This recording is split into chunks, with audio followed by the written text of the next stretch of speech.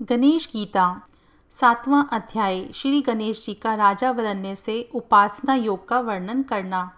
वरन्य बोले, हे गजानन, शुक्लागति और कृष्णागति किसको कहते हैं, ब्रह्म क्या है और संस्कृति क्या है, यह सब आप मुझसे कृपा कर कहिए। श्री गणेश जी बोले, अग्नि, ज्योति और दिवा स्वरूपा शुक्लागति होती है जो उत्तरायण है। चंद्र ज्योति, धूम और रास्ती स्वरूपा कृष्णागति दक्षिणायन कही गई है। ये दोनों गतियाँ कर्म अनुसार जीवों को ब्रह्म और संसार की प्राप्ति में कारण है। यह सब दृश्य और अदृश्य ब्रह्म ही है, ऐसा जानो। पंच महाभूतों को क्षर कहते हैं, उसके अनंतर अक्षर हैं। इन दोनों का अतिक्रमण कर शुद्ध सनातन ब्रह्म को जानो। अनेक जन्मों की संभूति आवागमन को संस्कृति कहते हैं। इस संस्कृति को वे प्राप्त होते हैं जो मुझे नहीं मानते। जो ध्यान, पूजन एवं पंच अमृत आदि उपचारों से सम्यक प्रकार से मेरी उपासना करते हैं, वे परब्रह्म को प्राप्त होते हैं। स्नान, वस्त्र, अलंकार, उत्तम गंध, धूप, दिए, नैवेद्य, फल, तांबूल, दक्षिणा आदि से भक्ति पूर्वक एक चित्त से जो मेरी पूजा करता है, मैं उसके मनोरथ को पूर्ण करता हूँ। इस प्रकार प्रतिदिन भक्ति पूर्वक मेरे भक्त को मेरी पूजा करनी चाहिए। अथवा स्थिर चित्त से मानसी पूजा करे, अथवा फल, पत्र, पुष्प, मूल, जल आदि से जो यत्न पूर्वक मेरी पूजा करता है, वह इष्ट फल को प्राप्त करता है। तीनों प्रकार की पूजा में मानसी पूजा श्रेष्ठ है।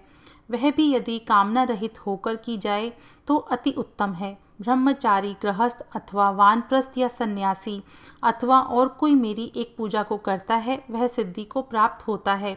मुझे छोड़कर और मुझसे द्वेष कर जो अन्य किसी देवता का भक्ति से पूजन करता है, हे राजन, वह भी मेरी ही पूजा करता है, किंतु विधि पूर्वक नहीं। जो अन्य देवता का अथवा मेरा पूजन करके द्वेष करता है, वह सहस्त्र कल्प वर्ष तक नरक में पड़कर सदा दुख भोगता है। प्रथम भूत शुद्धि करके फिर प्राणायाम करें, फिर चित्त की वृत्तियों का निरोध करके न्यास करें, अंतरात्मा का न्यास करके फिर बाहर आत्मा का न्यास तथा षडंग न्यास करें। इसके उपरांत मूल मंत्र का न्यास करके ध्यान करें और स्थिर चित्त से गुरुमुख से सुने हुए मंत्र का जप करें। फिर देवता के निमित्त जप को निवेदन कर अनेक प्रकार से स्तोत्र का पाठ करें। इस प्रकार से जो मेरी उपासना करता है, वह सनातनी मुक्ति को प्राप्त होता है। जो मनुष्य उपासना से हीन है, उसे धिक्कार है और उसका जन्म वृथा है। यज्ञ, औषध, मंत्र, अग्नि, आज्य, हवि और हुत, यह सब मेरा ही स्वरूप है। ध्यान, ध्येय, स्तुति, स्तोत्र, नमस्कार, भक्ति, उपासना, वेद त्रयी से जानने योग्य पवित्र पितामह का पिता सब मैं ही हूँ।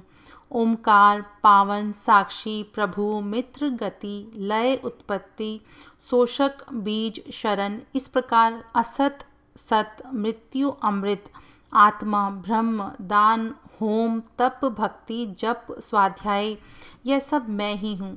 यह जो कुछ भी करे सब मुझे निवेदन कर दे।